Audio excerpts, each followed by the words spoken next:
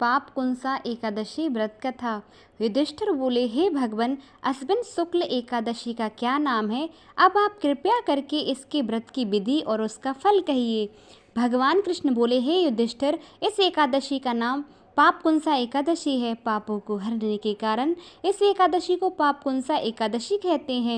इस दिन मनुष्यों को विधि पूर्वक भगवान विष्णु की पूजा करनी चाहिए। यह एकादशी मनुष्य को मनवांछित फल प्रदान करने वाली है। मनुष्यों को कठोर तपस्या कर जो फल मिलता है वह फल भगवान गरुड़ध्वज को नमस्कार करने से प्राप्त होता है। जो मनुष्य अज्ञानवश अनेक पाप करते हैं परंतु प्रतिदिन हरि से अपने अपराधों की क्षमा मांगते हैं, वे नरक में नहीं जाते। विष्णु के नाम के कीर्तन मात्र से संसार के सब तीर्थों के पुण्य का फल मिल जाता है।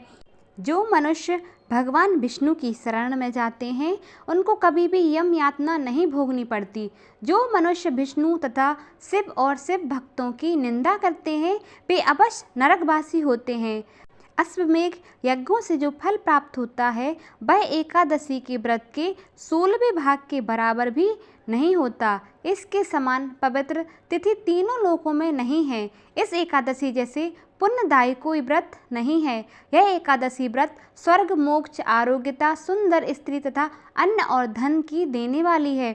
इस एकादशी का व्रत गंगा, गया, काशी, कुरुक्षेत्र और पुष्कर में किए गए स्नान दान से अधिक पुण्यवान है। एकादशी का व्रत और रात्रि जागरण करने से मनुष्य निश्चय ही विष्णु पद को प्राप्त होता है। हे राजेंद्र, इस व्रत को करने से 10 पीढ़ी मातृ पक्ष की, 10 पीढ़ी पितृपक्ष की, 10 पीढ़ी स्त्री पक्ष की तथा 10 पीढ़ी मित्र पक्ष का उद्धार होता है। वह सब दिव्य देह धारण कर चतुर्भुज रूप को पीताम्बर पहने और हाथ में माला लेकर गरुड़ पर चढ़कर विष्णुलोक को जाते हैं।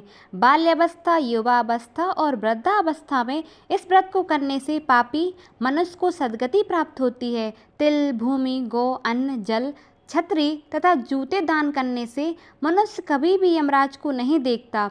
निर्धन मनुष्यों को अपनी शक्ति के अनुसार दान करना चाहिए। जो मनुष्य सरोवर, बाग, मकान आदि बनवाकर दान करता है उसे यम के दुख नहीं मिलते। वह मनुष्य संसार में दीर्घायु होकर रोग रहित रहते हैं और अंत में स्वर्गलोक को जाते हैं। हे राजन, जो व्यक्ति मन, वचन और कर्म से विष्णु भगवान की शरण में जाता है तो स्वयं भगवान उसकी रक्षा करते हैं।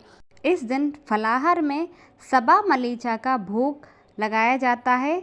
समा के चावलों से बने पदार्थ, खीर, फल आदि ले सकते हैं। बोले विष्णु भगवान की जय।